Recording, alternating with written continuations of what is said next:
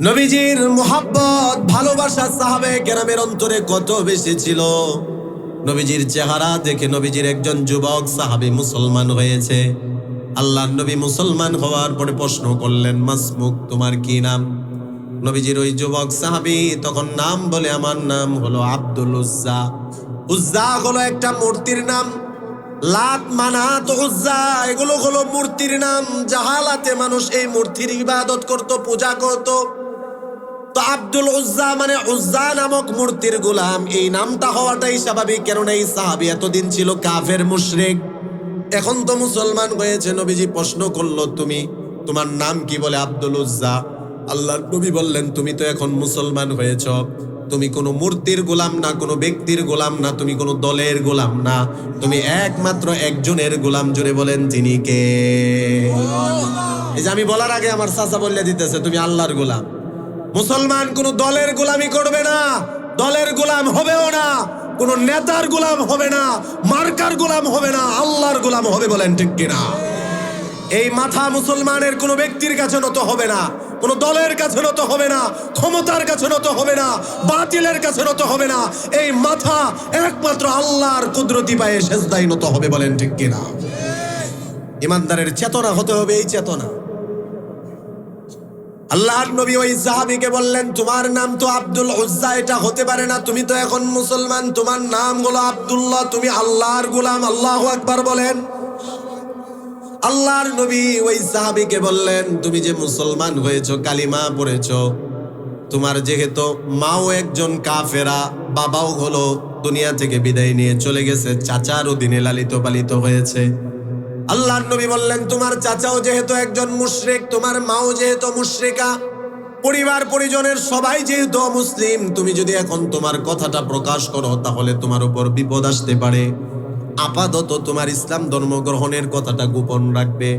নবীজির সাহাবী হযরতে আব্দুল্লাহ ইসলাম ধর্ম গ্রহণের কথাটা গোপন রাখলেন। এভাবেই কিছুদিন চলতেছিল। আল্লাহর নবী আল্লাহর আদেশে মক্কা থেকে মদিনায় হিজরত করে চলে গেলেন। মদিনায় যখন হিজরত করে চলে গেলেন, হযরতে আব্দুল্লাহ এখন মক্কায় আছে। মক্কায় থেকে তো আর নবীজিকে দেখতে পারে না, নবীজির জবান মুবারক থেকে কথাও শুনতে পারে না। হযরতে আব্দুল্লাহর কোনো কিছুই ভালো লাগে না, তার মধ্যে একটা বিরহ ভাব চলে এসেছে। তার পরিবর্তন দেখে তার কাফের চাচা একদিন প্রশ্ন করলো, আব্দুল্লাহ, তোর মধ্যে একটা পরিবর্তন দেখা যায়, তুই কি কালিমা পড়ে মুহাম্মদের ধর্ম গ্রহণ করেছস? চাচা এবার প্রশ্ন করার পরে আব্দুল্লাহ আর কাল বিলম্ব না করে সাথে সাথে উত্তর দিয়ে দিল, চাচা, অনেক দিন গোপন রেখেছি, আর গোপন রাখতে পারবো না, আল্লাহর মনোনীত ধর্ম কালিমা পড়ে আমি মুসলমান হয়েছি। হযরতে আব্দুল্লাহ যখন ইসলাম ধর্ম গ্রহণের বিষয়টা চাচার কাছে বলে দিল, চাচা রাগান্বিত হয়ে অগ্নিশর্মা হয়ে বাতিজাকে মারধর শুরু করে দিল। ও ইমানদার, ইমানদার মারের ভয়ে কি ইমান ছেড়ে দিবে? কথা বলে না, জুড়ে বলেন, ছেড়ে দিবে? ইমানদার মারের ভয়ে, জানের ভয়ে তারা ইমান ছাড়বে না। ইমানদার জান দিতে রাজি, শতবার মরতে রাজি, কিন্তু ইমান দিতে রাজি না। জুড়ে বলেন ঠিক কিনা? চাচা এবার আব্দুল্লাহকে মারতে মারতে রক্তাক্ত করে ফেলেছে। এবার আব্দুল্লাহ চাচাকে বলে, চাচা, তুমি যতই মারো না কেন, মরে যাব, শহীদ হব, কিন্তু ইমান ছাড়বো না। চাচা তো বড় পাগলের মতো হয়ে গেছে, কি ব্যাপার, আব্দুল্লাহর কাছে নিজের জানের চেয়ে ইমানের দাম বেশি। এবার চাচা মনে মনে ভাবলো যে দেখি আব্দুল্লাহর মালের মোহাব্বত বেশি না ইমানের মোহাব্বত বেশি। চাচা এবার প্রস্তাব করলো, আব্দুল্লাহ, তুমি যদি ইমান না ছাড়ো, তোমার বাবার সম্পত্তি, আমার সম্পত্তি, সকল পৈতৃক সম্পত্তি থেকে তোমাকে মাহরুম করা হবে। এই কথা শুনে এবার আব্দুল্লাহ চাচার দিকে মুস্কি হাসি দিয়ে বলে, চাচা, ইমান ছাড়ার জন্য তুমি বলতেছো বাবার সম্পত্তি আর তোমার সম্পত্তি আমাকে দিবে? বাবা আর তোমার সম্পত্তি কেন, পুরা মক্কা, পুরা পৃথিবীর সম্পত্তি যদি আমার এক হাতে দেওয়া হয়, আর যদি প্রস্তাব করা হয় ইমান ছাড়ার জন্য, আল্লাহর কসম আমি সম্পদ লাথি মেরে ফেলে দিব, ইমান ছাড়বো না। জুড়ে বলেন আল্লাহু আকবার। চাচা বলল, কিরে আব্দুল্লাহ, তোর কাছে কি সম্পদের কোনো মায়া নেই, সম্পদের কোনো মূল্য নেই? এবার আব্দুল্লাহ বলল, চাচা, সম্পদের মূল্যের চেয়ে আমার কাছে ইমানের মূল্য বেশি। আল্লাহু আকবার। কেননা আমাদের নবী বলেছেন, যে ইমানদার যাররা পরিমাণ ইমান নিয়ে মৃত্যুবরণ করবে, যে ইমানদারের অন্তরে যাররা পরিমাণ ইমান থাকবে, ওই যাররা পরিমাণ ইমান নিয়ে যখন কোনো ইমানদার মৃত্যুবরণ করবে, নবীজি বলেন এই দুনিয়ার 10 দুনিয়া পরিমাণ জান্নাত আল্লাহ তাকে দান করে দিবে। এ আপনার সম্পত্তি আর বাবার সম্পত্তি দিয়ে কি হবে? চাচার মাথা এবার আরো গরম হয়ে গেল। আব্দুল্লাহর জানের ভয় নেই, মালের ভয় নেই, এবার দেখি আব্দুল্লাহর ইজ্জতের ভয় আছে কিনা। চাচা বলল, আব্দুল্লাহ তুই বের হয়ে যা। হযরতে আব্দুল্লাহ যখন চলে যাচ্ছে, চাচা পিছন দিক দিয়ে ডাক দিয়ে বলে, এই আব্দুল্লাহ, তোর গায়ের মধ্যে যে জামা কাপড়গুলো সেগুলো তো আমার টাকা দিয়ে কেনা, এগুলো তুই দিয়ে যা। এই কথাটা শুনে হযরতে আব্দুল্লাহ চোখের পানি ছেড়ে দিয়ে বলল, ও চাচা, ও চাচা, তুমি না আমাকে সন্তানের মতো লালন পালন করেছ? বাবা পৃথিবীতে ছিল না, তুমি তো আমাকে বাবার আদর, বাবার স্নেহ, বাবার মোহাব্বত, ভালোবাসা দিয়েছ। আজকে ঈমান আনার কারণে চাচা আমি তোমার কাছে এতই বড় দুশমন হয়ে গেলাম, আমার গায়ের কাপড় পর্যন্ত তুমি খুলে নিতে চাচ্ছ। চাচা বলে, এত কথা শুনি না, ঈমান ছাড়ো না হয় কাপড় খোলো। হযরতে আব্দুল্লাহ ঈমানি পরীক্ষায় আকাশের দিকে তাকিয়ে তাকিয়ে চোখের পানি ছেড়ে দিয়ে বলে, আল্লাহ, তুমি কি দেখতে চাও আমি আব্দুল্লাহর কাছে ইজ্জত বড় না ঈমান বড়? আল্লাহ, আমি পরীক্ষায় উত্তীর্ণ হব। নিজের শরীরের কাপড় খুলে দিয়ে চাচাকে কাপড় দিয়ে দিল, বস্ত্রহীন উলঙ্গ হয়ে গেল, কিন্তু ঈমান ছাড়লো না। বলেন আল্লাহু আকবার। এই অবস্থায় মার কাছে গিয়ে জানালা দিয়ে ডাক দেয়, ও মা। মা জানালা দিয়ে 17-18 বছরের যুবক সন্তানকে দেখে চেহারা গুড়িয়ে নেয়। কিরে বাবা, তোর এই অবস্থা কেন? ছেলেটা জানালা দিয়ে মার কাছে সকল ঘটনা খুলে বলল, ঈমান আনার কারণে চাচা আমার এই অবস্থা করেছে। কোন কোন রেওয়ায়েতে পাওয়া যায় তার বাবার মৃত্যুর পরে চাচা তার মাকে বিবাহ করেছে। এবার মা বলে, বাবারে, তোর চাচার বিরুদ্ধে গিয়ে তো আমি কিছুই করতে পারবো না। হযরতে আব্দুল্লাহ মাকে বলে, ও মা, তোমার কিছুই করা লাগবে না মা। জীবনের শেষবারের মতো আমি সন্তান তোমার কাছে একটা দাবি করি মা, লজ্জাস্থান ঢাকার জন্য একটা কাপড় মা দিয়ে দাও। জীবনে আর কোনোদিন তোমার কাছে কোনো হক নিয়ে আসবো না, দাবি নিয়ে আসবো না। হযরতে আব্দুল্লাহর মা ভিতর থেকে একটা কম্বল দিয়ে দিল। কম্বলটাকে 2 টুকরা করে লজ্জাস্থান ডাকলেন। এরপর থেকে ওনার নামের শেষে বলা হয় আব্দুল্লাহ জুলবাজাদাইন, যিনি 2 টুকরা কাপড়ের দ্বারা নিজের লজ্জাস্থান ডেকেছে, তারপরেও সে ঈমান ছাড়েনি। জোরে বলেন আল্লাহু আকবার। ইতিহাসের শ্রেষ্ঠ কিতাব আল বিদায়া ওয়ান নিহায়া থেকে আমি আপনাদেরকে এই ঘটনা শোনাচ্ছি। কোনো মন গড়া কিচ্ছা কাহিনী নয়, গল্প গুজব নয়। আমি গল্প গুজব করতেও পারি না, কিচ্ছা কাহিনী মন গড়া বলতেও পারি না, গান বলতে পারি না, কোন রকম আপনাদেরকে সেরকম আমোদ প্রমোদ দিতে পারি না। তবে 2-4টা কথা বলে আপনাদের বিবেকে আমি আঘাত দিতে পারবো, এতটুকু ইনশাল্লাহ আমার যোগ্যতা আছে, আল্লাহ চাহে তো। যুবক ভাইরা, ওই সাহাবী হিজরত করে তিনি মদিনায় চলে গেলেন। আল্লাহর নবী বিশ্ব নবী তাহাজ্জুদের নামাজের জন্য উঠলেন। তাকিয়ে দেখলেন কে যেন দাঁড়িয়ে আছে। আল্লাহর নবী বললেন, এই কে তুমি? কাছে এসে নবীজিকে সালাম দিয়ে বলল, আনা আব্দুল্লাহ। ওগো নবীজি, আমি আপনার সাহাবী আব্দুল্লাহ। নবীজি বললেন, তুমি কোন আব্দুল্লাহ? এবার নবীজির প্রশ্নের উত্তরে হযরত আব্দুল্লাহ বলে, আমি হলাম ওই আব্দুল্লাহ যার নাম ছিল আব্দুল উজ্জা। মুসলমান হওয়ার পরে আপনি তো নাম দিয়েছেন আব্দুল্লাহ। আল্লাহর নবী এবার চিৎকার মেরে বললেন, এই আব্দুল্লাহ, তুই কি ওই আব্দুল্লাহ? এই অবস্থা কেন? শরীরের কাপড়ের এই অবস্থা কেন? তুমি না ধনী বাবার ধনী সন্তান ছিলে? তুমি না সকাল বেলা 1 জোড়া কাপড় পরিধান করতে, বিকাল বেলা তোমার অন্য জোড়া কাপড় ছিল, আজকে এই অবস্থা কেন? তুমি না বড় নাদুস নুদুস ছিলে, দেখতে বড় সুঠাম দেহের অধিকারী ছিলে, তোমার শরীরের এই অবস্থা কেন? নবীজির কাছে হযরতে আব্দুল্লাহ পূর্ণ ঘটনা খুলে বলল যে ঈমান আনার কারণে চাচা আমার এই অবস্থা করেছে। আল্লাহর নবী বুকের মধ্যে জড়িয়ে নিয়ে আব্দুল্লাহকে বলেছে, আব্দুল্লাহ, টেনশন করো না, সব ছেড়েছো, বাড়ি ছেড়েছো, মা ছেড়েছো, চাচা ছেড়েছো, সম্পদ ছেড়েছো, নিজের শরীরের কাপড় পর্যন্ত ছেড়েছো, ঈমান ছাড়োনি, দুনিয়ার সব কিছু তোমার আছে। বলেন ঠিক কিনা? যার কাছে ঈমান আছে তার সব আছে। ঈমান নেই, টাকা পয়সা দিয়ে কি হবে, ধন দৌলত দিয়ে কি হবে, ক্ষমতার নেতৃত্ব দিয়ে কি হবে, এমপি আর মন্ত্রিত্বের পদ দিয়ে কি হবে। যার ঈমান আছে তার সব আছে, বলেন ঠিক কিনা? নবীজি বুকের মধ্যে জড়িয়ে নিলেন, সান্ত্বনা দিলেন, আসহাবে সুফফার অন্তর্ভুক্ত করে দিলেন। তাবুক যুদ্ধের ডাক আসলো। লম্বা ঘটনা আমি সংক্ষিপ্ত আকারে বলতেছি। তাবুক যুদ্ধের ডাক আসার পরে হযরতে আব্দুল্লাহ তাবুক যুদ্ধে অংশগ্রহণ করেছেন। যুদ্ধ সংগঠিত হলো না। মুসলমানদের দেখে, মুসলমানদের বীরত্বের অবস্থা দেখে, বাপ দেখে 2 লক্ষ কাফের তারা পলায়ন করেছে, বলেন আল্লাহু আকবার। মুসলমান তো ওই বীরের জাতি, মুসলমান তো ওই বীরের জাতি, সিংহের জাতি, যাদের বীরত্বের বাপ দেখে নারায়ে তাকবীর আল্লাহু আকবারের ধ্বনির আওয়াজ শুনে পৃথিবীর সব বাতিল শক্তি তারা বিড়ালের মতো হয়ে যায়। জোরে বলেন ঠিক কিনা? আমাদের সেই ইমানি শক্তি নাই দেখে এখন তারা আমাদেরকে ভয় পায় না। আমরাও যদি সেই ইমানি শক্তি নিয়ে আবার সামনে অগ্রগামী ভূমিকা রাখতে পারি, বাংলাদেশের ইসকনের 2-4টা হিন্দু বুঝি বাংলাদেশকে পরিবেশ নষ্ট করবে, ঠিক কিনা বলেন?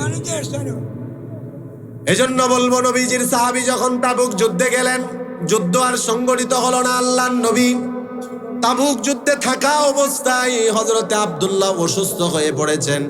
নবীজি হযরতে আব্দুল্লাহকে দেখার জন্য গেলেন। এবার এতটুকু ঘটনা মনোযোগ দিয়ে শুনেন যুবক ভাইয়েরা। হযরতে আব্দুল্লাহকে নবীজি দেখার জন্য গেলেন। যাওয়ার পরে দেখলেন আব্দুল্লাহর হয়তো আর বেশি সময় বাকি নেই। আল্লাহর নবী সাহাবায়ে কেরামকে বললেন, হে আমার আব্দুল্লাহকে আমার কুলের মধ্যে শুইয়ে দাও। হযরতে আব্দুল্লাহকে নবীজির রান মুবারকের উপর শুইয়ে দেওয়া হলো। হযরতে আব্দুল্লাহ নবীজিকে দেখে, নবীজিও আব্দুল্লাহকে দেখে। 4 চোখের যখন মিলন হয়ে যায়, নবীজির চোখ থেকেও পানি ঝরে, হযরতে আব্দুল্লাহর চোখ থেকেও পানি ঝরে। 4 চোখের মিলনে পানি ঝরে এক পর্যায়ে হযরতে আব্দুল্লাহ নবীজিকে বলে, ওগো নবীজি, সব ছেড়েছি, ঈমান ছাড়িনি, আমি জানতে চাই আপনি আমার প্রতি খুশি আছেন কিনা। আল্লাহর নবী বললেন, আব্দুল্লাহ, জেনে রাখো আমি নবী তোমার প্রতি খুশি আছি, আর নবী যার প্রতি খুশি, আসমানের মালিক আল্লাহ তার প্রতি খুশি। হযরতে আব্দুল্লাহ যুলবাজাদাইন ইন্তেকাল হয়ে গেল। আল্লাহর নবী সাহাবায়ে কেরামকে বললেন, ও সাহাবীরা, আমার আব্দুল্লাহকে গোসল দাও, আমার আব্দুল্লাহর শরীরের মধ্যে কাফন পরাও। তবে আল্লাহর নবী বললেন, দুনিয়ার সাধারণ সাদা কাফনের কাপড় আমার আব্দুল্লাহর শরীরের মধ্যে পরাবে না। তাহলে কি পরাবো? সাহাবায়ে কেরাম বলার পরে নবীজি নিজের ব্যবহৃত 2টা চাদর দিয়ে দিলেন, আর বললেন, এই 2টা চাদর দ্বারা আমার আব্দুল্লাহর কাফনের কাপড় পরিয়ে দাও। যুবক ভাইরা, মনে আছে এ আব্দুল্লাহ তো সেই আব্দুল্লাহ যে আব্দুল্লাহ ঈমানের জন্য একদিন নিজের গায়ের জামা ছেড়েছে। আজকে দুনিয়াতে আল্লাহ তার পুরস্কার দান করেছে, নবীজির ব্যবহৃত চাদর দ্বারা তার কাফনের কাপড় হয়েছে। আল্লাহু আকবার বলেন। ও ভাই, দ্বীনের জন্য, ইসলামের জন্য, রাসূলের জন্য যে যতটুকু কুরবানি করবে তার লস হবে না। কয়েক গুণ বেশি পুরস্কার যিনি দান করবেন তিনি কে? ইমানদারের ইমানের মূল্যবোধ বোঝার জন্য আপনাদেরকে আরেকটা ওয়াকিয়া শোনাই। উমর রাদিয়াল্লাহু তাআলা আনহুর জামানায় রোমানদের সাথে মুসলমানদের আরেকটা যুদ্ধ সংগঠিত হয়েছিল। রোম সম্রাট তার সেনাবাহিনীদেরকে বলেছিল, মুসলমানদেরকে তোমরা যদি বন্দী করতে পারো তাহলে হত্যা না করে তাদেরকে জীবিত অবস্থায় নিয়ে আসবে। মুসলমানদের একটা দল এই রোমানরা বন্দী করে রোম সম্রাটের কাছে নিয়ে আসলো। রোম সম্রাট পুরা রোম রাজ্যের মধ্যে সংবাদ ছড়িয়ে দিল, রোমবাসীরা মুসলমানদের একটা দল বন্দী হয়েছে, আগামীকালকে তাদেরকে বিচারের কাঠগড়ায় দাঁড় করানো হবে, তোমরা আসবে।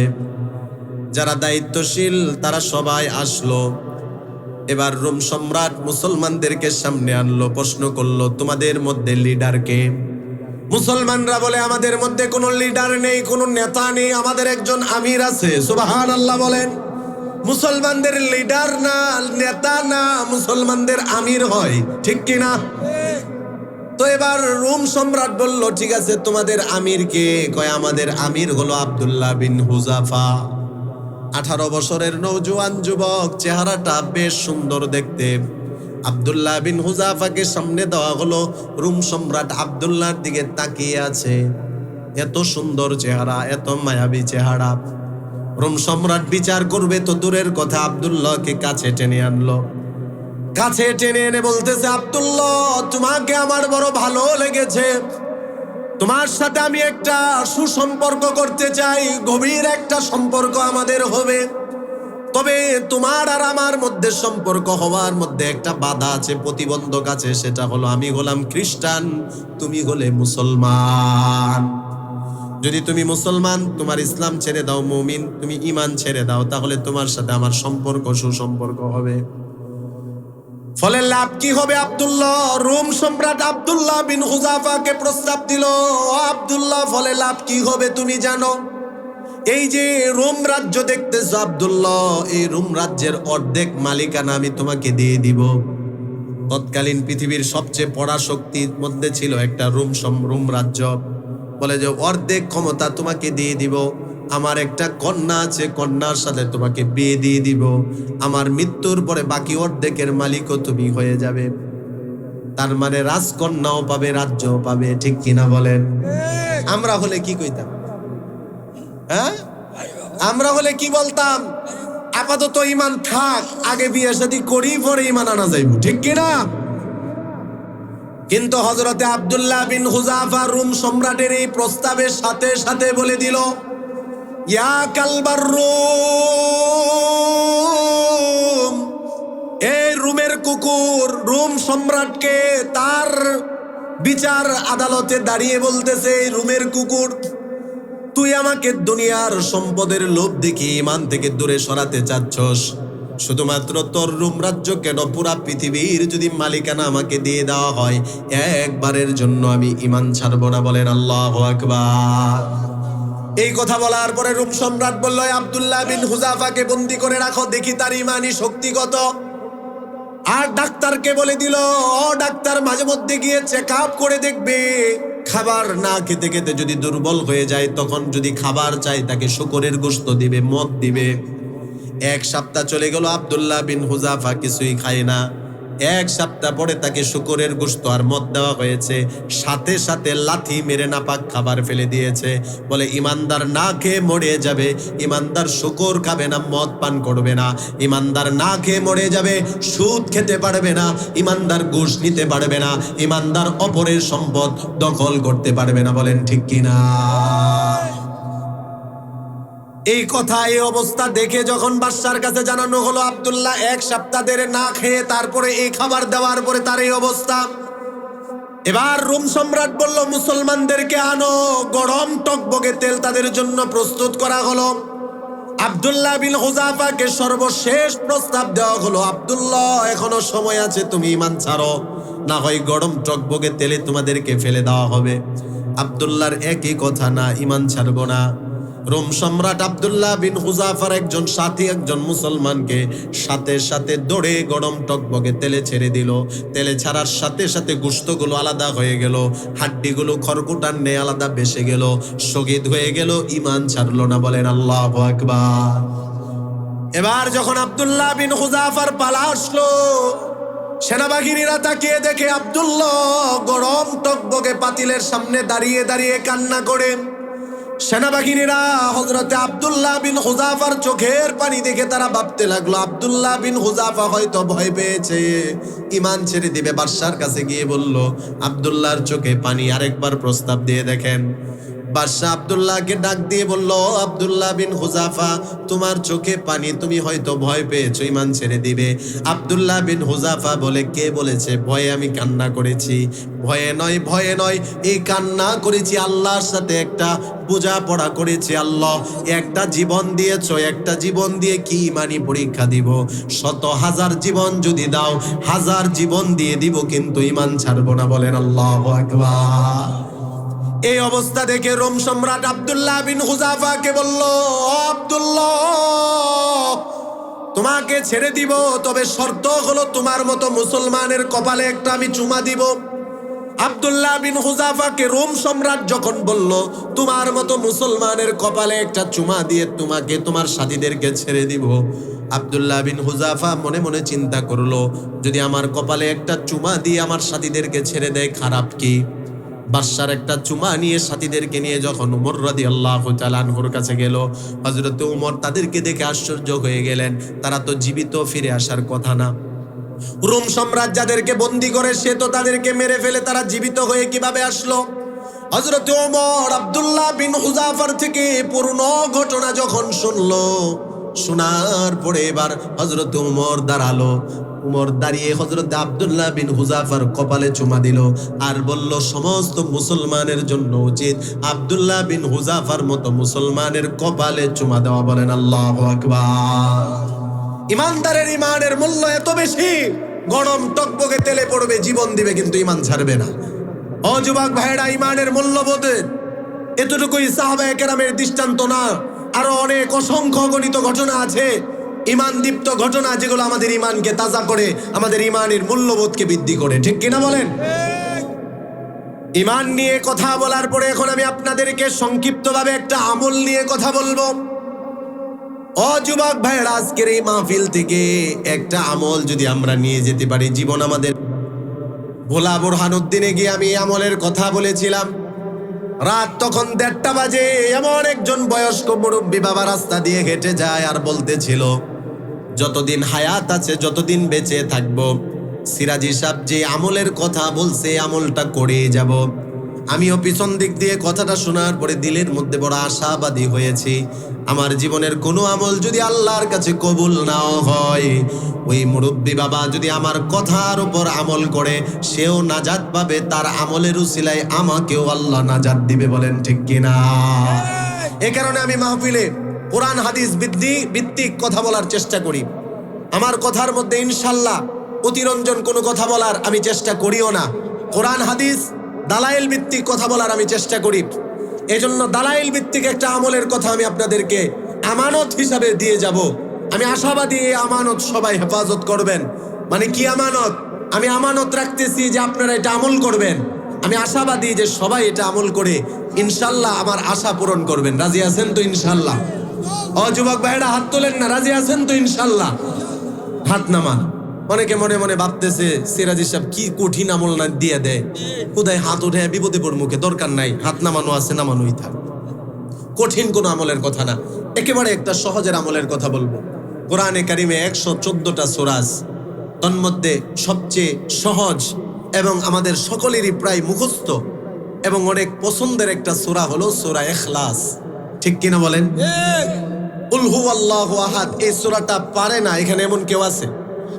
সবাই পারে, ছোট থেকে ছোট, বড় থেকে বড় যারা আছে সবাই এই সূরাটা পারে। আচ্ছা, আমার সাথে একবার সবাই পড়েন, কুল হুয়াল্লাহু আহাদ আল্লাহুস সামাদ লাম ইয়ালিদ ওয়া লাম ইউলাদ ওয়া লাম ইয়াকুল লাহু কুফুয়ান আহাদ। এই যে আমরা একটা বার এই সূরাটা পড়লাম, যারা পড়লাম, যারা শুনলাম, প্রত্যেকের আমল নামাই 10 পারা কোরআন তেলাওয়াতের সওয়াব যিনি দিয়েছেন তিনি কে? ও আমার যুবক ভাইয়েরা, আপনাদেরকে আমলটা দিয়ে যাই। রাত্রিবেলা যখন আমরা ঘুমাতে যাব, রাত্রিবেলা ঘুমাতে যাওয়ার আগে 1 বার 2 বার 3 বার যদি পড়ি, 3 বার যদি এই সূরা ইখলাস আমরা পড়ে তেলাওয়াত করে যদি ঘুমাতে পারি, আল্লাহর কোরআন বিসমিল্লাহর বা থেকে নিয়ে সূরা নাসের সিন পর্যন্ত তেলাওয়াত করলে, পুরা কোরআন শরীফ তেলাওয়াত করলে যে সওয়াব, ওই পূর্ণাঙ্গ সওয়াব আমাদের আমলনামায় আল্লাহ দান করে দিবে। এজন্য আমার যুবক ভাইদেরকে, আমার মুরব্বী বাবাদেরকে, এলাকার মা বোনদেরকে অনুরোধ করে বলে যাব, এই আমলটা আমরা আজ থেকে নিয়মিত করার চেষ্টা করব। সহিহ বুখারীর বর্ণনা, আল্লাহর নবী সাহাবায়ে কেরামকে বললেন, আয়াজাজু আহাদুকুম মাইয়াকরা সুলুসাল কুরআন ফি কুল্লি লাইলা। আল্লাহর নবী সাহাবায়ে কেরামকে বললেন, ও আমার সাহাবীরা, তোমাদের মধ্যে কেউ কে আছো রাত্রিবেলা ঘুমাতে যাওয়ার আগে কোরআনের 3 ভাগের 1 ভাগ পূর্ণাঙ্গ তেলাওয়াতের সওয়াব নিয়ে তারপরে ঘুমাবে।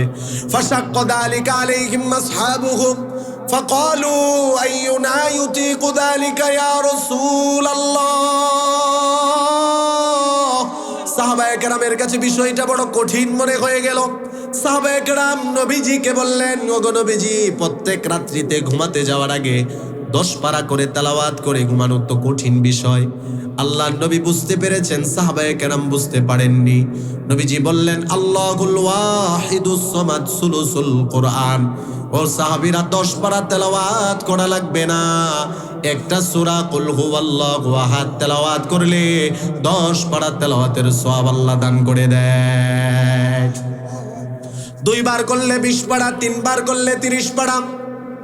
যুবক ভাইরা, আমাদের অভ্যাস হয়ে গিয়েছে ঘুমাতে যাওয়ার সময় মোবাইলটা হাতে নেই, মোবাইলের ডাটা অন করে ফেসবুকে ঢুকে যাই, ঘন্টা কি ঘন্টা ফেসবুকে চলে যায়, আছে কি নাই?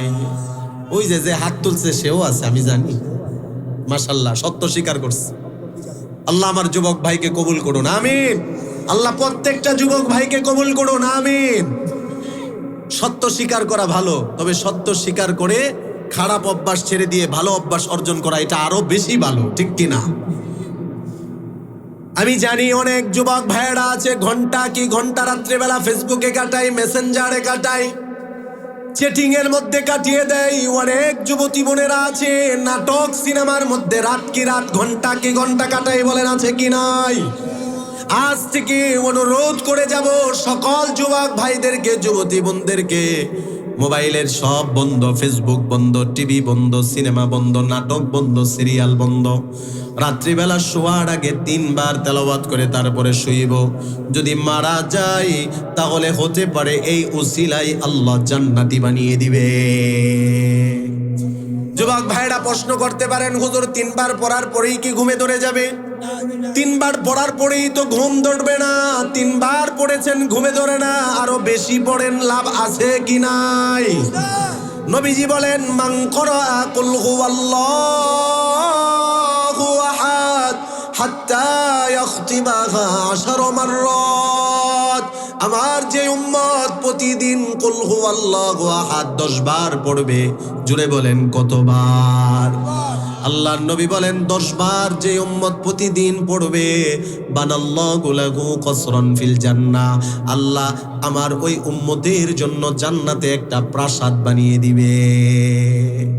10 বার পড়ার পরেও ঘুমে আসছে না, আপনি আরো পড়েন। নবীজি বলেন, ওয়ামান ক্বারাআহা 20 মাররা বানাল্লাহু লাহু কসরাইনি ফিল জান্নাহ, আমার যে উম্মত প্রতিদিন 20 বার পড়বে, আল্লাহ তার জন্য 2টা প্রাসাদ দিবে। সুবহানাল্লাহ বলেন।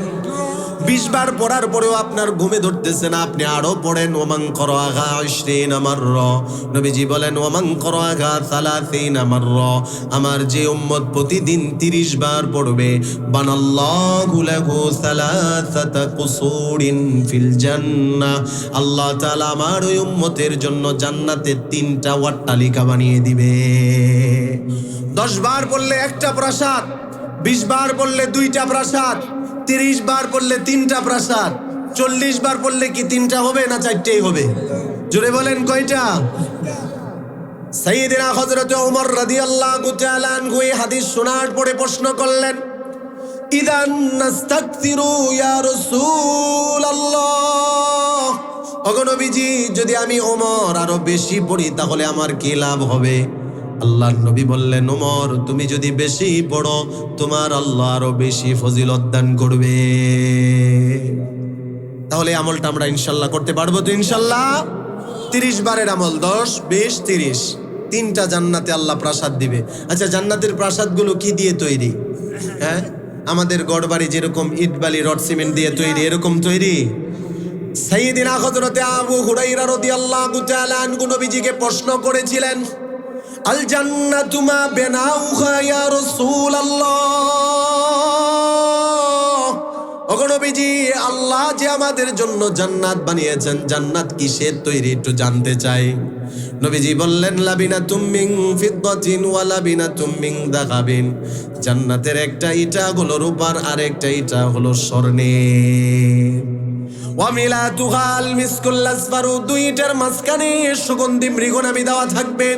ওয়া হাসবাউহা আল লুলু ওয়াল ইয়াকুত, এবং জান্নাতের টাইলস হবে মণিমুক্তা এবং ইয়াকুত পাথর ওয়া তুরবাতুহা জাফরান, জান্নাতের মাটি হবে জাফরানের মাটি। এমন 3টা প্রাসাদ যুবক ভাই আপনাকে আল্লাহ দিবে যদি প্রতিদিন 30 বার পড়তে পারি। আল্লাহ আমাদেরকে আমল করার তৌফিক দেখ, জোরে বলি আমিন। 10 মিনিটের বেশি সময় লাগবে না, 10 মিনিটের বেশি সময় লাগবে না। এই যে বাবাজি বলতেছে যতক্ষণ লাগুক ততক্ষণ লাগবে, বেশি বেশি করবে ইনশাল্লাহ। তো মুরব্বী বাবারা যদি এই নিয়ত করতে পারে, ও যুবক ভাইয়েরা আমরাও বলতে পারি আপনাদের চেয়ে আমরা বেশি করব, ঠিক কি না? শক্তি নাই নাকি এলাকার যুবকদের? করবো তো ইনশাল্লাহ, মাশাআল্লাহ, আল্লাহ কবুল করুন। এবার আরেকটা আমল আপনাদেরকে, সূরা ইখলাস যদি কোনো ব্যক্তি 100 বার পড়ে তাহলে আল্লাহ তাআলা তার জন্য জান্নাত ওয়াজিব করে দেয়। সুবহানাল্লাহ। তিরমিজির বর্ণনা এসেছে, মান ক্বারা কুল হুয়াল্লাহু আহাদ মিআতাই মাররাতিন, কুল হুয়াল্লাহু আহাদ এই সূরাটা প্রতিদিন যে 200 বার পড়বে, মুহিয়ান গুযুনুবু 50 সানা, তার 50 বছরের গুনাহ যিনি ক্ষমা করবেন তিনি কে? 200 বার পড়লে 50 বছরের জীবনের গুনাহ আল্লাহ ক্ষমা করে দেয়। সুবহানাল্লাহ। সূরা ইখলাসের আরেকটা ফজিলতের আমল হলো, যেই ব্যক্তি বেশি বেশি সূরা ইখলাস তেলাওয়াত করবে ওই ব্যক্তির মৃত্যুর পরে আল্লাহ 70,000 ফেরেশতা তার জানাজায় পাঠিয়ে দেয়। এখানে আমরা মরবো না এমন কেউ আছি যে হুজুর আমি মরবো না? সবাই তো মরবো, ঠিক কিনা? সবার মনের ইচ্ছা যে আমার মৃত্যুর পরে আমার জানাজায় যেন ভালো লোকদের উপস্থিতি বেশি হয়। আজকেও তো আপনারা একটা জানাজা পড়ছেন না? আজকেও এশার পরে এই মাঠেই তো আপনারা জানাজা পড়েছেন। তো এই যে উনি বড় ভাগ্যবান, কোরআন যারা শুনতে এসেছে, কোরআনের মোহাব্বতে যারা এসেছে, এমন কোরআন প্রেমিক মানুষের জানাজা পেয়েছে। আল্লাহু আকবার বলেন। আমি তো আশাবাদী আজকের এই মাহফিলের উসিলায় আল্লাহ ওনার জীবনের গুনাহগাতা ক্ষমা করে দিবে, আমিন। সবারই মনে আশা থাকে আমার মৃত্যুর পরে ভালো ভালো মানুষগুলো আমার জানাজায় আসুক। যদি আমি আপনি সূরা ইখলাসের আমল বেশি বেশি করতে পারি, আল্লাহর রহমতের ফেরেশতারা আমাদের জানাজায় আসবে। নবীজির একজন সাহাবী, নাম হলো তার মুআবিয়া বিন মুআবিয়া, মদিনায় তিনি ইন্তেকাল করেছেন। আল্লাহর নবী ছিলেন তখন তাবুকের যুদ্ধে। জিবরাইল আমিন গিয়ে নবীজিকে বললেন, ইয়া রাসূলুল্লাহ, আপনার একজন সাহাবী মাতা মুআবিয়া ইবনে মুআবিয়া ফিল মাদিনা, মদিনায় মুআবিয়া বিন মুআবিয়া মারা গিয়েছে। হাল তুসাল্লি আলাইহি, আপনি কি তার জানাজা পড়বেন না? নবীজি বললেন, হ্যাঁ তার জানাজা পড়ব। লম্বা হাদিস, সাহাবায়ে কেরামকে নিয়ে নবীজি জানাজার জন্য প্রস্তুতি নিচ্ছেন। এমন সময় আল্লাহর নবী তাকিয়ে দেখলেন আকাশের দিনের বেলা সূর্যটা অন্ধকার ছেয়ে গেল, পুরা পৃথিবী অন্ধকার ছেয়ে গেল। আল্লাহর নবী জিবরাইলকে প্রশ্ন করলেন, ও জিবরাইল, কি ব্যাপার, সূর্যগ্রহণ কি লেগে গেল কিনা? পুরা পৃথিবী অন্ধকার ছেয়ে গেল, কারণটা কি? জিবরাইল বলে, সূর্যগ্রহণ লাগেনি, তাহলে কেন অন্ধকার ছেয়ে গেল?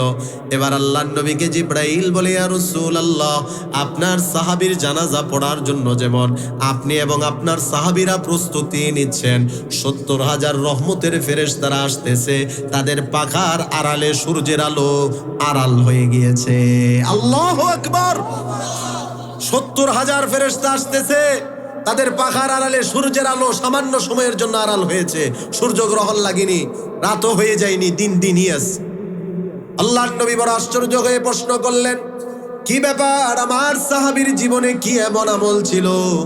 এবার হযরতে জিবরাইল তিনি বলেন, হুয়া ইউকসিরু সূরাতাল ইখলাস, আপনার সাহাবী মুআবিয়া বিন মুআবিয়া বেশি বেশি সূরা ইখলাস পড়তো। ও যুবক ভাইরা, আমরা তো যখনই সময় পাই মোবাইল নিয়ে বসে যাই, যখনই সময় পাই বন্ধু বান্ধব গল্প গুজবে বসে যাই, যখনই সময় পাই গীবত শিকায়েতের মধ্যে বসে যাই, টিভি সিনেমা নিয়ে বসে যাই। সাহাবায়ে কেরামের এই অভ্যাস ছিল না, যখনই সময় পাইতো আমল করতো একজনের খুশির জন্য, তিনি কে? তো ওই আল্লাহ তো আমাদেরও আল্লাহ। আমরা আজ থেকে পণ করে নিব, আমরা আজ থেকে একটা নিয়ত করব, আমরা অযথা সময় নষ্ট করব না, আমল করব আল্লাহর খুশির জন্য ইনশাআল্লাহ। আরেকটা আমল হলো, এটা বলে শেষ করে দিব এই বিষয়ে। নবীজির একজন সাহাবী, নাম হলো আবু যর গিফারি রাদিয়াল্লাহু তাআলা। আমরা তো সবাই চাই দুনিয়াতে পরিচিতি বাড়ুক, পরিচিতি বাড়ুক, ঠিক কিনা? কি ব্যাপার, কষ্ট হচ্ছে আপনাদের? হ্যাঁ, ক্ষুধা লেগেছে? হ্যাঁ, মাশাআল্লাহ, মুরব্বী বাবারা বলতেছে যে ক্ষুধা লাগে না। চলুক চলুক, আল্লাহ কবুল করুক, জোরে বলি আমিন। আমি একটা জিনিস দেখলাম, যুবক ভাইরা মন খারাপ করেন না, আপনাদের চেয়ে আমাদের মুরব্বী বাবারা এখানে তেজ শক্তিশালী, ঠিক কিনা? হ্যাঁ, আমরা সবাই চাই দুনিয়াতে আমাদের পরিচিতি বাড়ুক, সবাই এটা আমরা চাই। কেন? পরিচিতি বাড়লে তার সম্মান বেড়ে যায়, ঠিক কিনা বলেন? পরিচিতি কিয়ামতের আলামত তো, কিয়ামতের আগের জমানা তো। পরিচিতি যদি চুরি কইরাও বাড়ে, ভাইরাল যদি চুরি কইরাও হয়, ওই সুরের মর্যাদাও বাইরা যায়, ঠিক কিনা? গোবিন্দগঞ্জ গিয়েছিলাম মাহফিলে, গাইবান্ধা গোবিন্দগঞ্জ। এক যুবক এসে বলতেছে, হুজুর এটা কার এলাকা? আমি কার? এটা সিদ্দিক চূড়ার এলাকা। মনে আছে যুবক ভাইরা সিদ্দিক চূড়ার কথা? ওই যে ভিডিওতে ভাইরাল হয়েছিল, ভুল হয়েছে ক্ষমা করে দেন, চুরি কইরা ভাইরাল হয়েছিল, ওই সিদ্দিক চূড়ার এলাকা। আর হে কিন্তু চুরি করার পরে যখন ভাইরাল হয়েছে, তখন এই যেরকম বিভিন্ন পোস্টারে বিশেষ অতিথির মধ্যে তার নাম লেখা। কেন? সে ভাইরাল।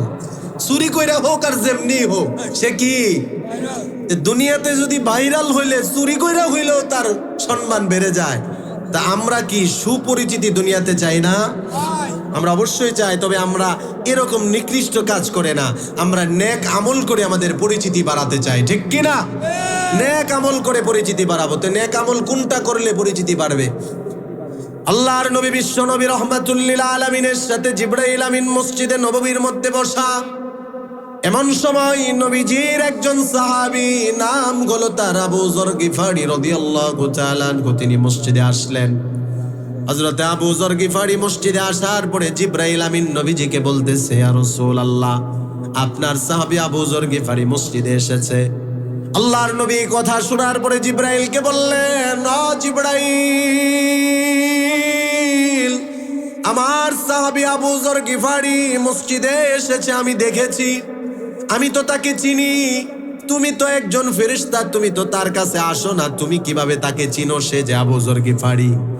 জিবরাইল আমিন নবীজিকে বলে, ইয়া রাসূলুল্লাহ, আপনি কি বলেন? আপনার সাহাবী আবু যর গিফারি মদিনায় বসবাস করে। মদিনার সাহাবীরা তাকে যে পরিমাণ চিনে, আসমানের ফেরেশতারা আরো ভালো করে চিনে।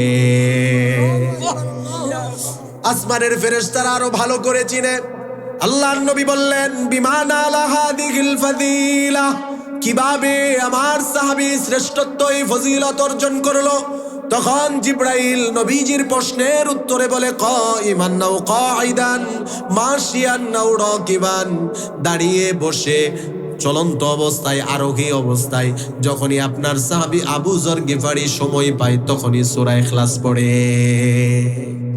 এই সূরাটার প্রতি একটা মোহাব্বত, ভালোবাসা থাকা চাই, ঠিক কিনা বলেন? আল্লাহর নবী একজন ইমাম পাঠালেন, মসজিদের ইমামতির জন্য সাহাবীকে পাঠালেন। কিন্তু ইমাম সাহেব বড় আশ্চর্য অভ্যাস, ফজরের নামাজেও সূরা ফাতিহার পরে সূরা ইখলাস পড়ে, মাগরিবেও ফাতিহার পরে ইখলাস পড়ে, ইয়াশার নামাজেও ফাতিহার পরে ইখলাস পড়ে। এবার বলেন, আপনাদের মসজিদের ইমাম সাহেব এক সপ্তাহ করলে ইমামতি থাকতো না যাইতো? যাইতো গা। এটাই কইতেন যে এই ইমাম সাহেবের চেয়ে আমরা বালা, আমরা অনেকগুলো পারি, আমরাই বেশি পারি, হুজুর পারে না, হুজুর মাত্র 2টা পারে, এই ইমামের দরকার নাই। তো নবীজির ওই সাহাবী এভাবে ইমামতি করার পরে মুসল্লিরা এসে সাহাবীর কাছে মুসল্লিরা এসে সাহাবীর কাছে আবেদন করলো, হুজুর আপনি না কোরআনের হাফেজ, আপনার তো পুরা কোরআন মুখস্থ, আপনি শুধু সূরা ফাতিহা আর সূরা ইখলাস দিয়ে নামাজ পড়ান, আপনি অন্য সূরা দিয়ে নামাজ পড়ান না কেন? ইমাম সাহেব মুসল্লিদের ভাব বুঝতে পেরেছে। ইমাম সাহেব বলে, ইন আহবাবতুম মান আউম্মাকুম, তোমাদের যদি মন চায় তোমাদের ইমামতি করবো, ওয়াইন কারিহতুম, যদি মন ভালো না লাগে, তারাকতুকুম, তোমাদেরকে ছাড়বো, কিন্তু ফালা আতরুকু হাদিহি সূরা ইখলাস আমি ছাড়তে পারবো না। ইমাম সাহেবের অবস্থা দেখছেন? মুসল্লিদেরকে বলতেছে, মন চাইলে এভাবেই নামাজ পড়তে হইব, মন চাইলে নামাজ পড়েন, আমাকে ইমাম হিসেবে রাখেন, মন না চাইলে ইমামতিতে বাদ দিয়ে দেন। ইমামতি ছাড়তে পারবো, সূরা ইখলাসের মোহাব্বত ছাড়তে পারবো না। আল্লাহু আকবার। এবার মুসল্লিরা চলে গেল নবীজির কাছে। নবীজির কাছে গিয়ে বলে, ইয়া রাসূলুল্লাহ, আপনি একজন ইমাম দিয়েছেন আপনার একজন সাহাবীকে, তিনি তো এই অবস্থায় নামাজ পড়ান, আমরা আবেদন করার পরে আমাদেরকে বলে ইমামতি ছেড়ে দিবে, তারপরে এই অভ্যাস ছাড়বে না। আল্লাহর নবী বললেন, ডাক দাও, সালুহু লিআইয়ি শাইইন ইয়াসনাউ যালিক, তাকে ডাক দিয়ে প্রশ্ন করো এই কাজটা সে কেন করে। সাহাবীকে আনা হলো, প্রশ্ন করা হলো। সাহাবী আল্লাহর নবীকে বলল, ইয়া রাসূলুল্লাহ, আনা উহিব্বু হাদিহি সূরা ওয়া ফীহি সিফাতুর রহমান, এই সূরাটার মধ্যে আমার দয়াময় প্রভু আল্লাহর গুণাবলী আছে, এই সূরাটাকে আমি বড় মোহাব্বত করি, ভালোবাসি। আল্লাহর নবী বললেন, ও সাহাবী, এই সূরার মোহাব্বত তোমাকে আল্লাহর জান্নাতে নিয়ে যাবে। এই সূরার ইন্না হুব্বাকা ইয়্যাহা দাখালাকাল জান্নাহ, ইন্না হুব্বাকা ইয়্যাহা দাখালাকাল জান্নাহ, হাদিসের মধ্যে এসেছে এই সূরার মোহাব্বত যে তোমার অন্তরে আছে, এই মোহাব্বতই তোমাকে জান্নাতে নিয়ে যাবে। ও ভাই, আমরা তো কোরআনের মোহাব্বত অন্তরে রাখি না, সূরার মোহাব্বত অন্তরে রাখি না, অবৈধ সম্পর্কের মোহাব্বত, অবৈধ নারীর মোহাব্বত অন্তরে রাখি, দলের মোহাব্বত, নেতার মোহাব্বত, মার্কার মোহাব্বত, ব্যবসার মোহাব্বত, চাকরির মোহাব্বত অন্তরে রাখি। এগুলো আমাকে আমার জান্নাতে নিবে না। কোরআনের মোহাব্বত, এই সূরার মোহাব্বত আল্লাহর জান্নাতে নিয়ে যাবে। সুবহানাল্লাহ। ক্বালা রাসূলুল্লাহ সাল্লাল্লাহু আলাইহি ওয়াসাল্লাম, লা তাকুমুস সাআতু হাত্তা লা ইউকালা ফিল আরদি আল্লাহ আল্লাহ। আল্লাহর নবী বিশ্ব নবী রাহমাতুল লিল আলামিন বলেন, এই জমিনে যতক্ষণ পর্যন্ত আল্লাহর একজন ইমানদার বান্দা আল্লাহর নাম ইখলাসের সাথে উচ্চারণ করবে, ততক্ষণ পর্যন্ত এই জমিনে কিয়ামত হবে না। জোরে বলেন সুবহানাল্লাহ। এই জন্য ইমানদারের জবানে আল্লাহর নাম উচ্চারিত হওয়া, এটা ইমানদারের জন্য বড়ই সৌভাগ্যের বিষয়, ঠিক কিনা বলেন? যুবক ভাইরা, কতই তো দলের নামের স্লোগান দিলাম, মার্কার নামের স্লোগান দিলাম, ব্যক্তির নামের স্লোগান দিলাম। আজ থেকে পণ করব, প্রতিজ্ঞা করব, যতদিন বেঁচে থাকব, জবান যিনি দিয়েছেন, শক্তি যিনি দিয়েছেন, জুড়ে বলেন তিনি কে? যে আল্লাহ জবান দিয়েছেন, শক্তি দিয়েছেন, কথা বলার যে আল্লাহ নিয়ামত দান করেছেন, যতদিন বেঁচে থাকবো সবচেয়ে বেশি যার স্লোগান হবে, জুড়ে বলেন তিনি কে? আল্লাহর নামের জিকির করব, আল্লাহর নামের স্লোগান হবে নারায়ে তাকবীর, আল্লাহু আকবার। এই স্লোগানের মধ্যে এমন শক্তি আছে, বাতিলের মসনদ তসনস হয়ে যায়। জুড়ে বলেন ঠিক কিনা? একটাবার জুড়ে তাকবীর দেন, লিল্লাহি তাকবীর, নারায়ে তাকবীর, নারায়ে তাকবীর। দিন ইসলাম, দিন ইসলাম, লিল্লাহি তাকবীর। মাশাআল্লাহ। আল্লাহ আমাদের জবানের আল্লাহর শব্দের উচ্চারণ কবুল করে নিক। আরে আমাদের জবানের আল্লাহ শব্দের উচ্চারণ যদি একটা বারের জন্য কবুল হয়ে যায়, এটাই তো আমাদের জীবনের নাজাতের উসিলা হয়ে যাবে, ঠিক কিনা বলেন? আমার বড়ই কষ্ট লাগে, বড়ই দুঃখ লাগে, ইমানদার সব সময় প্রশংসা করবে আল্লাহর, ইমানদার সব সময় জিকির করবে আল্লাহর। কেননা যখন ইমানদার আল্লাহর নামের জিকির করবে, আল্লাহর নামের প্রশংসা করবে, ইমানদারের অন্তরের অশান্তি যিনি দূর করে দিবেন, জুড়ে বলেন তিনি কে? এখানে তো অনেক যুবক ভাইয়েরা আছে, আমি আমার যুবক ভাইদের কিছু অভ্যাস আছে, এগুলো আমি তুলে ধরবো। অনেক যুবক ভাইদেরকে লক্ষ্য করে দেখি কানের মধ্যে হেডফোন লাগানো, তার মানে সে গান শুনতেছে। যদি প্রশ্ন করা হয়, ও যুবক ভাই তুমি কেন গান শোনো, অনেক যুবক ভাইদের পক্ষ থেকে উত্তর আসে, হুজুর মনটা ভালো না, মন ভালো করার জন্য গান শুনি, আছে কিনা? অনেকে বলে হুজুর মনটা ভালো না, মনের মধ্যে বড়ই অশান্তি, বড়ই পেরেশানি। কেন অশান্তি, কেন পেরেশানি, এটার কারণ তো আমরা জানি, হিট খেয়েছে, ঠিক কিনা বলেন? এই যে মনের অশান্তি, মনের অস্থিরতা, মনের কষ্ট, এগুলো আপনার গান শোনার দ্বারা দূর হবে না। আপনার ভিতরে যতই কষ্ট থাকুক, যতই অশান্তি থাকুক, যদি আপনি নীরবে নিবৃতে বসে আল্লাহর নামের জিকির করতে পারেন, মনের সকল অশান্তি যিনি দূর করবেন তিনি কে? আমার মুরব্বী বাবারাই আমল করে। আমি দেখি অনেক মুরব্বী বাবারা ফরজ নামাজের পরে বসে বসে কিছু সময় হলেও আল্লাহর জিকির করে, কিন্তু এই যুবক ভাইয়েরা অনেকে করে না। তারা তো অনেকে ফরজ নামাজই পড়ে না। এজন্য দুঃখ ভরা কষ্ট নিয়ে, বুক ভরা ব্যথা নিয়ে, ভারাক্রান্ত হৃদয় নিয়ে আমি কথাগুলো বলতেছি আমার যুবক ভাইদেরকে। কেউ কষ্ট নেবেন না, আপনাদেরকে বোঝানোর জন্য বলতেছি আমাদের জীবন পরিবর্তন করা দরকার আছে কি নাই। আর কত হেলায় খেলায়, আর কত নাচ গানে, আর কত বাদ্যযন্ত্রে, আর কত গল্প গুজবে, আর কত খেলাধুলায় জীবন কাটাবো। এখন সময় ইসলামের ছায়াতলে এসে, কোরআনের ছায়াতলে এসে নিজের জীবন পরিবর্তন করা, নিজের সমাজকে পরিবর্তন করা, নিজের রাষ্ট্রকে পরিবর্তন করা। জুড়ে বলেন ঠিক কিনা? ইসলাম নিয়ে স্বপ্ন দেখার সময় এখন, কোরআন নিয়ে স্বপ্ন দেখার সময় এখন।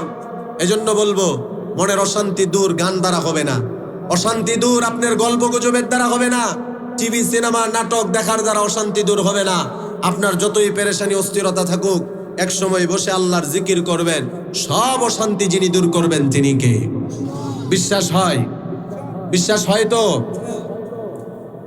বিশ্বাস আপনাকে করতেই হবে, কেননা আল্লাহর কোরআন এটার প্রমাণ করে। আল্লাযীনা আমানু ওয়া তাতমাইন্নু কুলুবুহুম বিযিকরিল্লাহ, আলা বিযিকরিল্লাহি তাতমাইন্নুল কুলুব। আল্লাহর কোরআন প্রমাণ করে নিশ্চয়ই যারা ঈমানদার এবং তাদের অন্তরের মধ্যে প্রশান্তি আসে আমি আল্লাহর জিকিরের দ্বারা। সুবহানাল্লাহ বলেন, যাতে করে কারো মনে কোনো সংশয় সন্দেহ না থাকে। আল্লাহ তাআলা হরফে তামবি সংযুক্ত করে বলেছেন, খবরদার জেনে রাখো, একমাত্র আমি আল্লাহর জিকির তোমাদের মনের অশান্তি দূর করবে। জুড়ে বলেন সুবহানাল্লাহ। এজন্য সবসময় যখনই সময় পাবো কিছু সময় জিকির করব তো ইনশাআল্লাহ। আপনাদেরকে জিকিরের ব্যাপারে একটা হাদিস শোনাই। আল্লাহর নবী বিশ্ব নবী রাহমাতুল লিল আলামিন সাহাবায়ে কেরামের মাঝে বসা ছিলেন। আল্লাহর নবী সাহাবায়ে কেরামকে বললেন, আলা উনাব্বিউকুম বিখাইরি আমালিকুম, ও আমার সাহাবীরা, আমি কি তোমাদেরকে শ্রেষ্ঠ একটা আমলের কথা বলে দিব? 2 নাম্বার নবীজি বললেন, ওয়া আসকাগা ইনদা মালিকিকুম, এমন একটা আমলের কথা কি আমি নবীজি তোমাদেরকে বলে দিব যে আমল করার দ্বারা আল্লাহর কাছে বড় পবিত্র হওয়া যায়।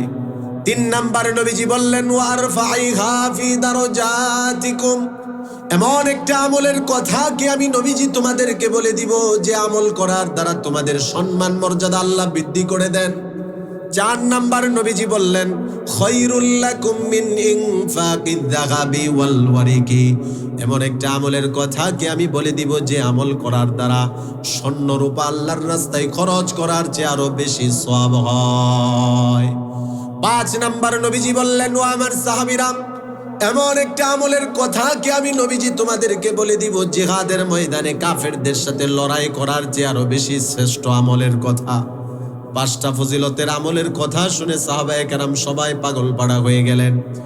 এক বাক্যে সকল সাহাবায়ে কেরাম বললেন, ক্বালু বালা ইয়া রাসূলুল্লাহ।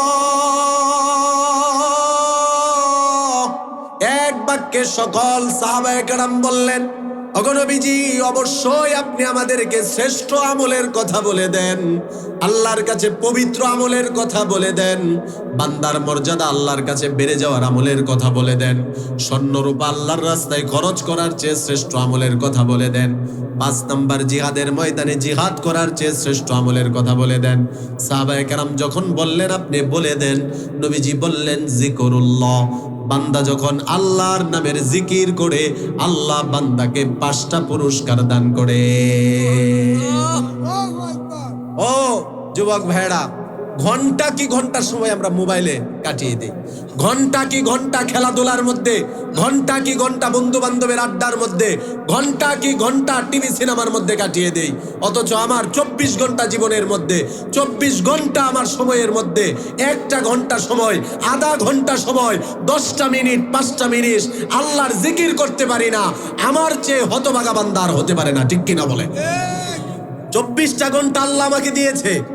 এই 24 ঘন্টার মধ্যে আমার কিছু সময় আমার পরিবারের আছে, এই 24 ঘন্টার কিছু সময় আমার বন্ধু পায়, 24 ঘন্টার কিছু সময় আমি যেই দলকে সাপোর্ট করি দল পায়, দলের নেতা পায়, 24 ঘন্টার কিছু সময় আমার এলাকার মানুষ পায়। অথচ যে আল্লাহ আমাকে বানালেন, যে আল্লাহ আমাকে সৃষ্টি করলেন, ওই আল্লাহকে আমি 10টা মিনিট সময় দিতে পারি না। আমার চেয়ে কপাল পোড়া আর কেউ হতে পারে না, ঠিক কিনা বলে? বোঝানোর জন্য বলতেছি যুবক ভাইয়েরা, আপনারা ঠান্ডা মাথায় চিন্তা করবেন কি করা উচিত, কি করতেছি, আর আমাদের কি করা দরকার। যুবক ভাইয়েরা, যদি এই আমলটা আমরা সবাই ধরে নিতে পারি, যখনই সময় পাবো তখনই আল্লাহর নামের কিছু জিকির করব। অনেক দোকানদার যুবক ব্যবসায়ী আছেন, সমস্যা কি আপনি দোকানের ক্যাশের মধ্যে বসে বসে জিকির করবেন। অনেক চাকরিজীবী ভাইয়েরা আছেন, আপনি চাকরি করা অবস্থায় জিকির করবেন।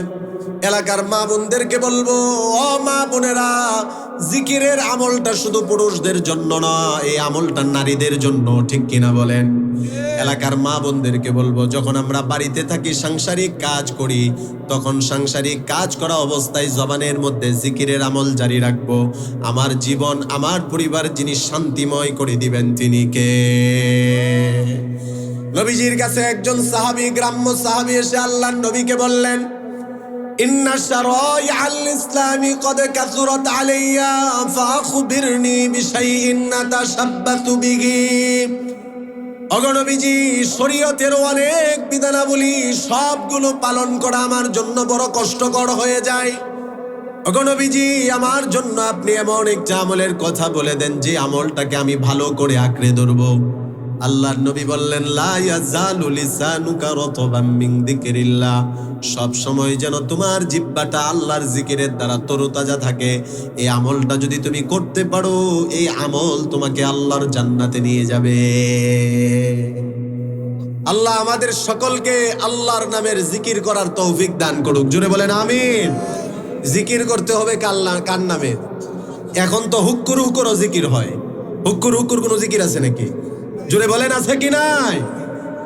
সুন্নি নামক বেদাতিরা, ভণ্ডরা দেখবেন যে এই যে ইউটিউবে তো আছে হুক্কুর হুক্কুর কোনো জিকির। এই হুক্কুর কি? জিকির হবে কার নামে? জোরে বলেন কার? হাদিসের মধ্যে পাওয়া যায়। আপনাদেরকে আমি প্রামাণ্য দলিল দ্বারা কথা বলতেছি, মন থেকে নিজের মন গড়া কোনো কথা আমি বলতেছি না। হাদিসের দ্বারা পাওয়া যায়, আল্লাহর নবী বলেন, তোমরা 4 শব্দের জিকির করবে, সুবহানাল্লাহ ওয়ালহামদুলিল্লাহ ওয়াল্লাহু আকবার, লা ইলাহা ইল্লাল্লাহ। নবীজি বলেন, এই 4 শব্দের জিকির তোমরা করবে। আর এই 4 শব্দের মধ্যে সবচেয়ে শ্রেষ্ঠ জিকির হলো লা ইলাহা ইল্লাল্লাহ। নবী মুসা আলাইহিস সালাতু ওয়াস সালাম আল্লাহ তাআলার কাছে আবেদন করলেন, আল্লিমনি কালিমাতান আদউ বিহা। আল্লাহ তাআলার কাছে ফরিয়াদ করে বললেন, আল্লাহ, আপনি আমাকে এমন একটা কালিমা শিখিয়ে দেন যেই কালিমার মাধ্যমে আমি আপনার কাছে দোয়া করব, যেই কালিমার দ্বারা আমি জিকির করব। আপনি একটা কালিমা আপনি আমাকে শিখিয়ে দেন। আল্লাহ তাআলা মুসা আলাইহিস সালাতু ওয়াস সালামকে বললেন, মুসা, আপনি বলেন লা ইলাহা ইল্লাল্লাহ। মুসা আলাইহিস সালাতু ওয়াস সালাম এই কালিমা শোনার পরে আল্লাহর কাছে বললেন, আল্লাহ, এটা তো ব্যাপক কালিমা, সবাই তো এই কালিমা জানে। এই কালিমা পড়ে আমি একটা স্পেশাল কালিমা আপনার কাছে চাই, যেটা আমার জন্য স্পেশাল হবে। আল্লাহ তাআলা এবার বললেন, মুসা, আপনি কি লা ইলাহা ইল্লাল্লাহ কালিমাকে আপনি হালকা মনে করতেছেন? আল্লাহ পাক জানিয়ে দিলেন, ন মুসা, লা ইলাহা ইল্লাল্লাহ এই কালিমাটাকে আপনি এক পাল্লায় রাখবেন, 7 আসমান 7 জমিনকে আপনি আরেক পাল্লায় রাখবেন। আল্লাহ জানিয়ে দিলেন, লা ইলাহা ইল্লাল্লাহর পাল্লার ওজন আরো বেশি হয়ে যাবে। ও যুবক ভাইরা, আমি আপনাদের সামনে বড় আশাবাদী হয়ে জিকিরের ব্যাপারে আলোচনা করার আমার উদ্দেশ্য ছিল না, কিন্তু যেহেতু অনেক যুবক ভাইরা এখানে বসে আছে, শুরুতেই একটা আমলের কথা চলে আসছে, পারবো তো নিজের জীবন পরিবর্তন করতে ইনশাল্লাহ? ও ভাই, গতানুগতিক মাহফিলে আসলাম, চলে গেলাম। মাহফিল তো প্রতিদিনই হচ্ছে, মাহফিল তো প্রতিদিনই আমরা করি, কিন্তু মাহফিলের দ্বারা যেই পরিমাণ পরিপূর্ণ ফলাফলের আশা ছিল, একটা সুদখোরের সংখ্যা থাকতো না, একটা ঘুষখোরের সংখ্যা থাকতো না, একটা বেনামাজির সংখ্যা থাকতো না, একটা বেপরদা নারীর সংখ্যা থাকতো না, একটা জালেমের সংখ্যা থাকতো না, একটা দুর্নীতিবাজের সংখ্যা থাকতো না, একটা মদখোর, একটা জেনাকারী, একটা শাসন জালেম শাসনের সংখ্যা থাকতো না। কিন্তু যেহেতু দিনকে দিন সুদখোরের সংখ্যা বাড়তেছে, ঘুষখোরের সংখ্যা বাড়তেছে, দুর্নীতিবাজের সংখ্যা বাড়তেছে, জালেমের সংখ্যা বাড়তেছে, এর দ্বারা বোঝা যাচ্ছে মাহফিল হচ্ছে, মাহফিল করতেছি, মাহফিল শুনতেছি, কিন্তু পরিবর্তন হচ্ছে না। ঠিক কিনা বলেন?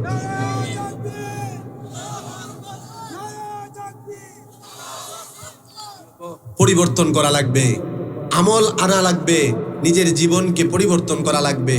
এই যে এখানে আসলাম, যদি আল্লাহর কাছে আমরা এই নিয়ত করে বসি যে আল্লাহ আজকের এই মাহফিলের দ্বারা অতীতে যা হয়েছে সব গুনাহ আল্লাহ আপনি ক্ষমা করে দিবেন, নতুন করে আমরা জীবন শুরু করব, সামনে আমাদের উজ্জ্বল ভবিষ্যৎ, যুবক ভাইয়েরা নতুন করে আমরা আবার স্বপ্ন দেখব, তাহলে অতীত জীবনের গুনাহ কি আমাদের আল্লাহ ক্ষমা করবে না? জোরে বলেন, করবে না? জীবনে যতই গুনাহ করে থাকি, অন্যায় করে থাকি, আজকে যদি এখানে আমরা বসে তওবার মতো তওবা করতে পারি, জীবনের সকল গুনাহ আল্লাহ ক্ষমা করে দিবে। সাহাবায়ে কেরাম রিদওয়ানুল্লাহি আলাইহিম আজমাইন, ওনাদের দ্বারাও তো গুনাহ হয়েছে, তবে ওনাদের মধ্যে আর আমাদের মধ্যে পার্থক্য হলো কি জানেন? ওনাদের গুনাহ হলে ওনারা কখন আল্লাহর কাছ থেকে ক্ষমা নিবে এটার জন্য পাগল পারা হয়ে যেতেন, আর আমাদের দ্বারা গুনাহ হলে আমাদের কোনো হুঁশই নাই, গুনাহ করে যাচ্ছি তো যাচ্ছি, আমাদের ক্ষমা পাওয়ার কোনো আশা আল্লাহর কাছে নেই। ঠিক কিনা বলেন? যুবক ভাইরা, সান্ত্বনার একটা হাদিস আমি আপনাদেরকে মুসলিম শরীফ থেকে শোনাই। হাদিসে কুদসি আল্লাহ তাআলা বড় দয়া করে মায়া করে আমাদেরকে ডাক দিয়ে বলেন, ইয়া ইবনা আদম লাউ বালাগাত যুনুবুকা আনানাস সামা।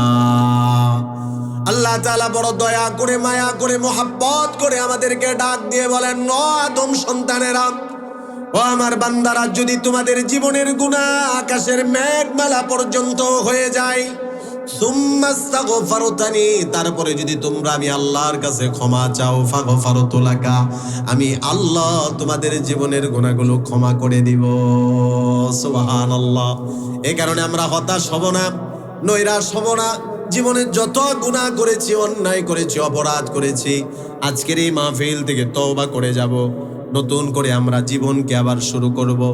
সাহাবায়ে কেরামের মতো তওবাটা যদি আমাদের তওবা যদি সাহাবায়ে কেরামের মতো তওবার মতো হয়। নবীজির কাছে একজন সাহাবী আসলো, নাম হলো মাইজ ইবনে মালিক রাদিয়াল্লাহু আনহু। মাইজ ইবনে মালিক রাদিয়াল্লাহু আনহু নবীজির কাছে এসে বলে, তাহহিরনি ইয়া রাসূলুল্লাহ, ওগো নবীজি আপনি আমাকে পবিত্র করে দেন, আমি নাপাক হয়ে গিয়েছি। আল্লাহর নবী চেহারা ঘুরিয়ে নিলেন, সাহাবী এদিক থেকে আবার ওদিকে গিয়ে বলে, তাহহিরনি ইয়া রাসূলুল্লাহ, ওগো নবীজি আপনি আমাকে পবিত্র করে দেন। নবীজি আবার চেহারা ঘুরিয়ে নিলেন, সাহাবী এদিকে এসে আবার বলল, তাহহিরনি ইয়া রাসূলুল্লাহ,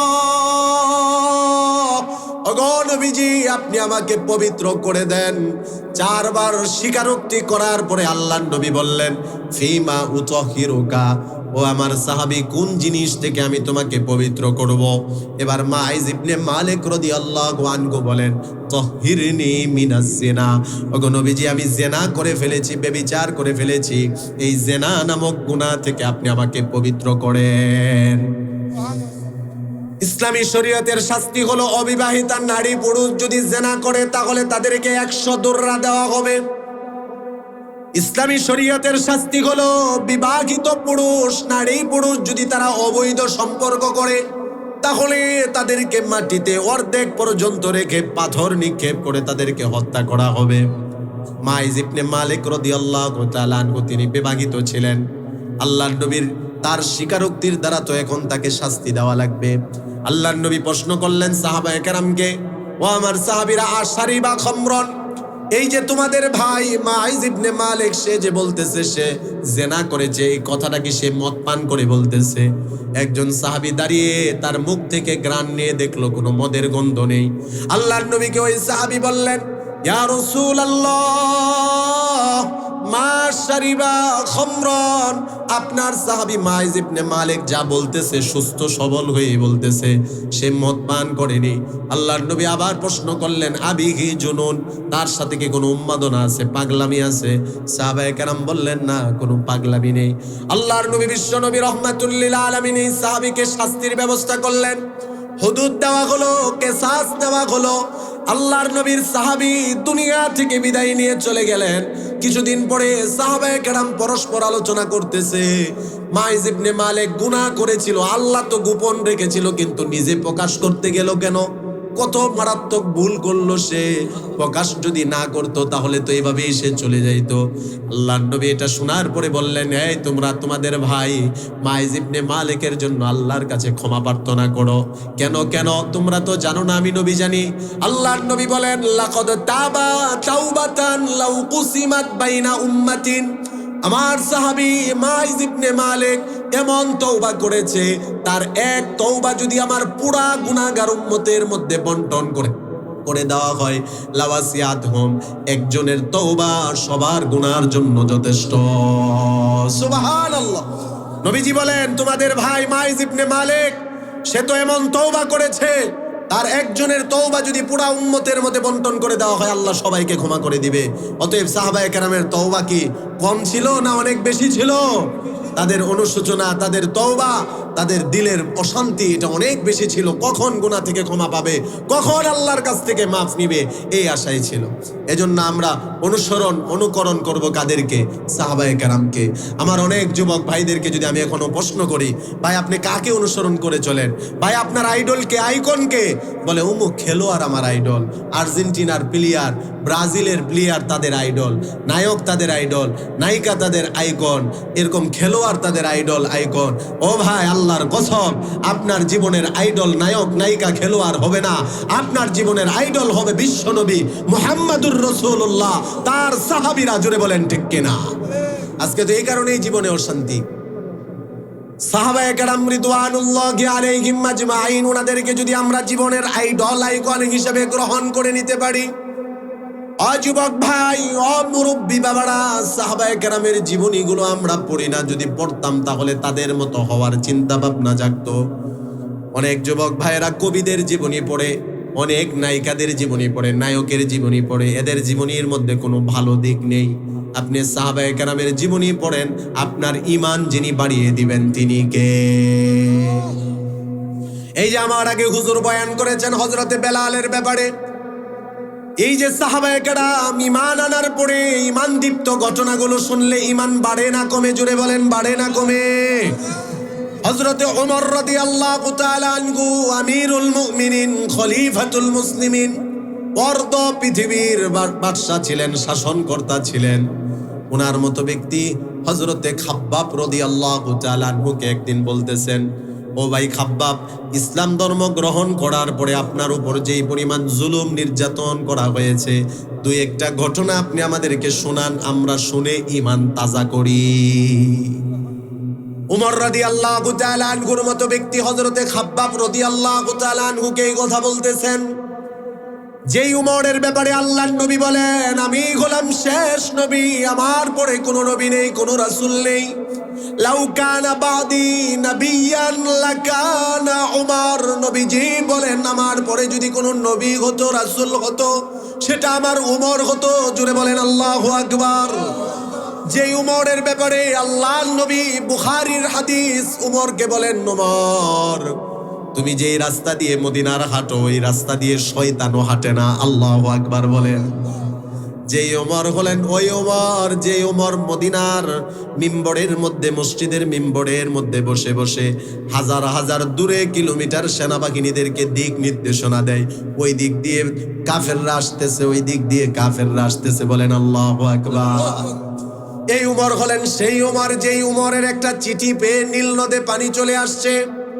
উনার মতো এমন জালিলুল কদর সাহাবী হযরতে খাব্বাব রাদিয়াল্লাহু তাআলা আনহুকে বললেন, ও ভাই খাব্বাব, ঈমান আনার পরে, ইসলাম ধর্ম গ্রহণ করার পরে আপনার উপর যেই পরিমাণ জুলুম নির্যাতন অত্যাচার করা হয়েছে, আপনি আমাদেরকে দুই একটা ঘটনা শোনান। এবার হযরতে খাব্বাব রাদিয়াল্লাহু তাআলা আনহু দাঁড়িয়ে গেলেন। ও ভাই, আমরাও তো ঈমান এনেছি, ওনারাও তো ঈমান এনেছিল। ঈমানের জন্য আমরা কতটা কষ্ট স্বীকার করেছি, আর ওনারা কি করেছে। হযরতে খাব্বাব রাদিয়াল্লাহু তাআলা আনহু দাঁড়িয়ে গেলেন, নিজের শরীর থেকে নিজের চাদরটা তিনি খুলে ফেললেন। খাব্বাব রাদিয়াল্লাহু তাআলা আনহু চাদর খুলে ফেলে হযরত ওমরকে বললেন, ও ওমর, ইসলাম ধর্ম গ্রহণ করার কারণে, কালিমা পড়ার কারণে কাফের মুশরিকরা যে পরিমাণ আমাকে নির্যাতন করেছে এগুলো মুখে বলা যাবে না। কাপড় খুলে দিলাম, আপনি আমার পিঠটা দেখে নেন। হযরত ওমর ভালো করে তাকিয়ে দেখলেন, হযরতে খাব্বাব রাদিয়াল্লাহু তাআলা আনহুর পিঠের দৃশ্য দেখে বসা থেকে আশ্চর্য হয়ে তিনি দাঁড়িয়ে গেলেন। হযরত ওমর রাদিয়াল্লাহু তাআলা আনহুর চোখে পানি চলে আসলো। ওমর রাদিয়াল্লাহু তাআলা আনহু খাব্বাব রাদিয়াল্লাহু তাআলা আনহুকে বললেন, ও খাব্বাব, এই যে আপনার পিঠের মধ্যে বড় বড় গর্ত দেখা যায়, এগুলো কিসের গর্ত? কখনো কি বড় ধরনের কোন রোগ হয়েছিল, কোন বসন্ত হয়েছিল আপনার? খাব্বাব রাদিয়াল্লাহু তাআলা আনহু অতীত দিনের কথা মনে পড়ে গেল, চোখের পানি ছেড়ে দিয়ে বলে, না, বড় ধরনের কোনো রোগ হয়নি, কোনো বসন্ত হয়নি, তবে পিঠের মধ্যে এত বড় বড় গর্ত দেখা যায়, এগুলো আমি ঈমান আনার কারণে কাফেররা আমার উপর যে জুলুম করেছে তার বাস্তব প্রমাণ। আল্লাহু আকবার। আমি আপনি কি করেছি, আমি আপনি কি করতেছি, সাহাবায়ে কেরাম ওনারা কি করেছেন, ওনাদের কাছে ঈমান, ঈমানের মূল্যবোধ কত বেশি ছিল। যুবক ভাইরা, বর্তমান বড়ই ফিতনা চলতেছে, ঈমান ধ্বংসাত্মক কাজ চতুর্দিকে আমাদেরকে সাজিয়ে দেওয়া হয়েছে। এই কারণে আমি মনে করি বেশি বেশি ঈমান নিয়ে আলোচনা করা দরকার। কেননা যদি আমি মুসলমানের যদি ঈমান না থাকে তাহলে কোনো লাভ আছে? জোরে বলেন, লাভ আছে? ঈমান নেই, আমার নামাজ পড়ে কোনো লাভ আছে? ঈমান ছাড়া আমার ইবাদত আমলকে আল্লাহর কাছে কবুল হবে? বর্তমানে চতুর্দিকে ঈমান ধ্বংসাত্মক ফিতনা চলতেছে। ইহুদি, নাসারা, খ্রিস্টানরা ষড়যন্ত্র আর চক্রান্ত করতেছে ঈমানদারের ঈমানকে নষ্ট করার জন্য। হযরতে খাব্বাব রাদিয়াল্লাহু তাআলা আনহু বললেন, ইসলাম ধর্ম গ্রহণ করার পরে কাফেররা আমাকে মারধর করেছে, শরীর রক্তাক্ত করেছে, মরুভূমির উত্তপ্ত বালির উপর আমাকে শুইয়ে রেখেছে। এরপরেও যখন এই কাফেররা দেখলো আমি খাব্বাব ঈমান থেকে সরে যাই না, হযরতে খাব্বাব হযরতে ওমরকে বলতেছেন, এরপরে এই কাফেররা জ্বলন্ত কয়লা প্রজ্বলিত করে সেই কয়লার উপর আমাকে রাখলো, আমার কবলের মধ্যে শিকল দিয়ে বেঁধে জ্বলন্ত কয়লার উপর রেখে টেনে টেনে আমাকে এদিক থেকে ওদিকে নিয়েছে, ওই দিক থেকে এদিকে এনেছে। জ্বলন্ত কয়লার আগুনের উপর রেখে আমাকে টানাটানি করার কারণে আমার শরীরের গোশতগুলো, চবড়িগুলো খসে খসে পড়েছে। আমার শরীরের গোশত আর চবড়ি খসে খসে পড়ে জ্বলন্ত কয়লার আগুন নিবেছে। হযরতে খাব্বাব বলেন, একবারের জন্য আমি আমার আল্লাহকে বলিনি। জোরে বল আল্লাহু আকবার। হযরতে খাব্বাব রাদিয়াল্লাহু তাআলা আনহু এই ঘটনা বলে, আর হযরত ওমর ওনার চোখ দিয়ে পানি পড়ে। এবার হযরত ওমর বললেন, ও খাব্বাব, এই যে আপনার পিঠের গর্তগুলো কিভাবে হলো? হযরতে খাব্বাব রাদিয়াল্লাহু তাআলা আনহু বললেন, কাফেররা যখন দেখলো এরপরেও আমি ঈমান ছাড়ি না, জ্বলন্ত কয়লার উপর আমাকে রেখে আমার বুকের উপর বড় একটা পাথর রেখে দিল। আমার পিঠের নিচে হলো জ্বলন্ত কয়লা আর বুকের উপর বড় একটা পাথর।